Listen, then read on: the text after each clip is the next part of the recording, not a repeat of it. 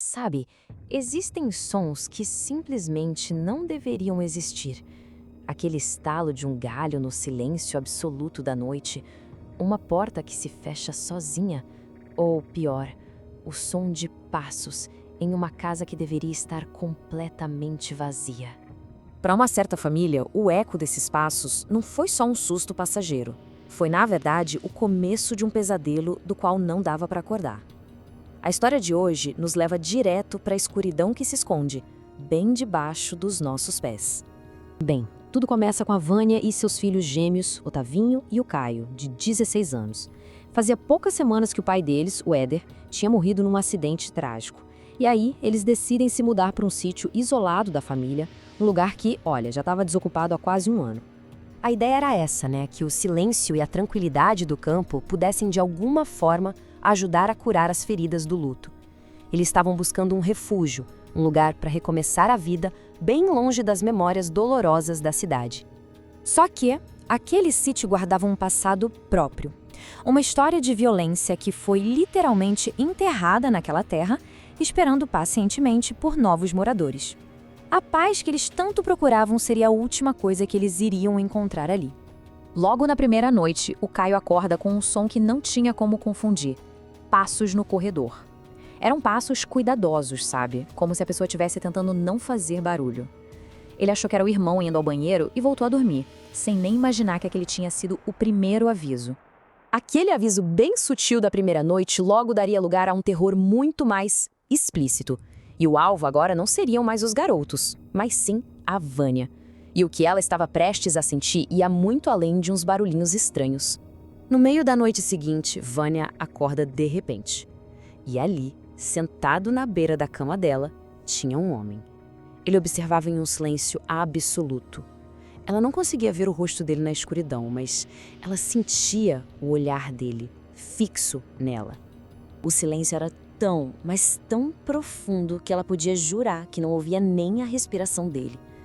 Paralisada de medo, ela força a vista para tentar enxergar melhor na penumbra. E é aí que ela nota o detalhe mais aterrorizante de todos. 2 olhos amarelos e brilhantes, que se destacavam na escuridão total do quarto. Em pânico total, com a voz presa na garganta, a Vânia tenta rezar. As palavras da oração até se formam na cabeça dela, mas elas simplesmente não saem. O pavor a imobilizava por completo, enquanto aquela figura continuava lá, imóvel, só observando. De repente, a presença se move. Mãos fortes agarram a garganta dela, e o ar começa a faltar. Ela luta, mas é completamente inútil. E então, num salto, a Vânia acorda de verdade, ofegante, do lado da cama. O corpo dela tremia, e ela tenta se convencer de que tudo não passou de um pesadelo horrível e muito real. Mas o terror estava só começando. O pesadelo que assombrou o quarto da Vânia durante a noite começa a transbordar para a luz do dia, manchando a paisagem do sítio com uma série de eventos sinistros e mortes inexplicáveis. De manhã, eles encontram os 2 cachorros da família mortos bem em frente à casa. Mais tarde, lá no pasto, uma vaca e o bezerro dela também estão caídos, sem vida. Chamam o veterinário, mas nem ele consegue identificar a causa das mortes. Não tinha sinal de ataque, de veneno, de doença, nada. A noite cai de novo e o medo vem junto. A Vânia, tentando se distrair na sala, vê de relance alguém passando do lado de fora da janela. Preocupada, ela corre para o quarto dos filhos e os quartos estão vazios. O pânico se instala de vez. Ela corre para fora, gritando por eles, mas não tem nenhuma resposta.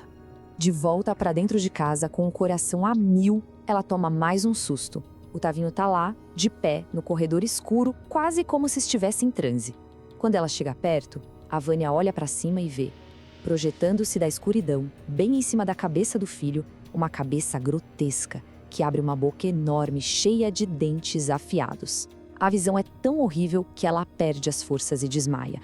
Depois que a Vânia conta o que viu, os filhos, mesmo ainda meio céticos, percebem que o estado da mãe é grave. A situação toda acaba chamando a atenção do vizinho, o Sr. Maury, que era um homem que cuidava do sítio antes deles chegarem. E é ele quem finalmente revela a verdade sombria que estava enterrada naquela propriedade. O vizinho conta a eles a história do antigo dono, um homem chamado Apolinário.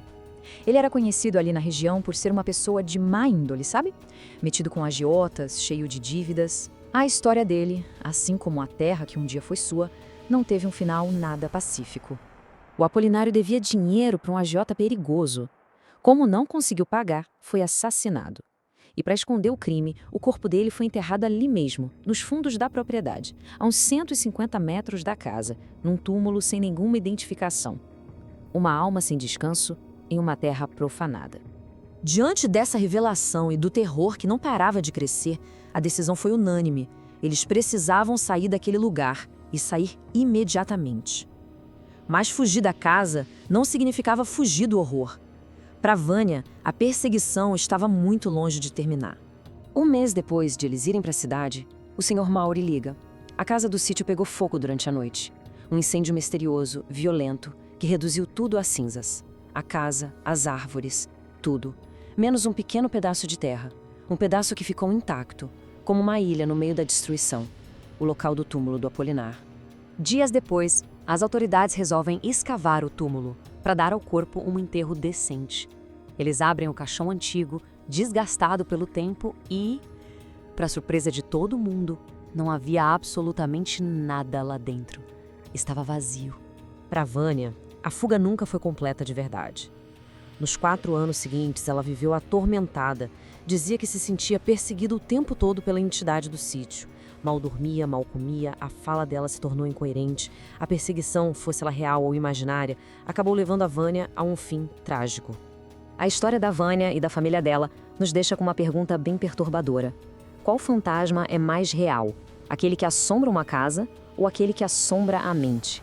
Será que o Apolinário era um espírito vingativo preso à sua terra? Ou será que ele foi só um gatilho para a dor e o trauma que já existiam dentro da Vânia? A verdade sombria do sítio talvez não estivesse enterrada na terra, mas sim nos corredores escuros da nossa própria psique, onde o luto e o medo podem criar monstros tão reais quanto qualquer fantasma.